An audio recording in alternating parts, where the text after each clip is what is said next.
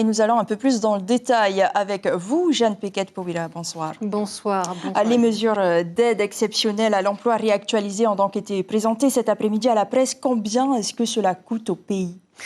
Près de 25 milliards depuis mars 2020. Bonsoir Ayata. Plus personne ne l'ignore. Aujourd'hui, la menace Delta plane. L'état d'urgence sanitaire serait sans toute vraisemblance prolongé jusqu'au 15 novembre. Le taux d'incidence colossale est de 2800 cas pour 100 000 habitants.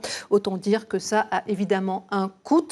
Début 2021, on a donc 15 milliards qui ont été inscrits au collectif budgétaire, des mesures d'aide à l'emploi exceptionnelles qui ont pour moitié été utilisé à ce jour. Le reste le sera avant la fin d'année. C'est 7,5 milliards. Ce qui est sûr, Ayata, c'est que sur la ligne des dépenses figure celle la plus importante de la santé, qui est de 2,5 milliards, rien que pour cette vague variant. Alors, on le sait, Jeanne, le pays a ciblé des secteurs. Alors, quels sont ceux éligibles à ces aides ?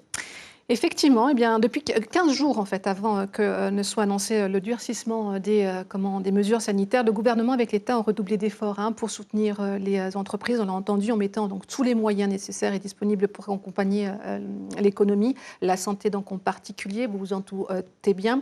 Ainsi, à l'issue des rencontres entre les professionnels de l'hôtellerie, la restauration, les petits comme les grands patrons et bien entendu l'aérien, il a été décidé que l'ensemble de ces secteurs étaient éligibles. Oui, vous l'avez bien entendu, les restaurants sont éligibles. Autre bonne nouvelle, si je puis dire, le ministre des Finances de l'économie en charge de la protection sociale généralisée a également demandé à la DICP, on vient de l'entendre, et à la CPS d'autoriser les reports d'échéance afin de ne pas accentuer les tensions pesant sur la trésorerie des entreprises. Et autre bonne nouvelle, le ministre des Finances et de l'économie a demandé aux services donc, des établissements, on l'a également entendu, de faire preuve de bienveillance dans l'exécution des marchés publics et surtout de faire autant que possible de ne pas appliquer des pénalités de retard sur des chantiers retardés par des facteurs objectifs directement liés à la crise Covid. Ayata.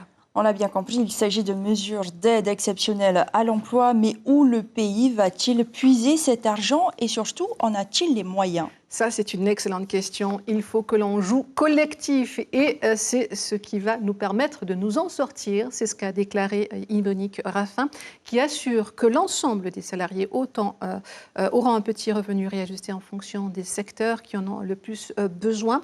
C'est donc sans aucun d'emprunt et comptant sur la solidarité gouvernementale avec des budgets redéployés sur tout simplement tout l'exercice en tenant compte bien sûr des secteurs à risque que le pays va accompagner l'économie. Ce que l'on sait, c'est que le secteur de la santé a de gros besoins évalués aujourd'hui à 2,5 milliards de francs, ce qui porte à 4 milliards l'argent injecté en très peu de temps. C'est une véritable gymnastique des chiffres, comme l'a dit M. Yvonique Raffin, qui l'assure.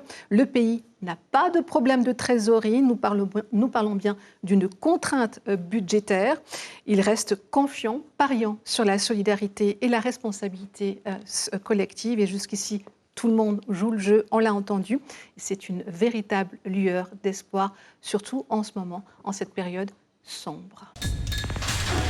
L'information en continu sur Polynésie la première, Internet et réseaux sociaux.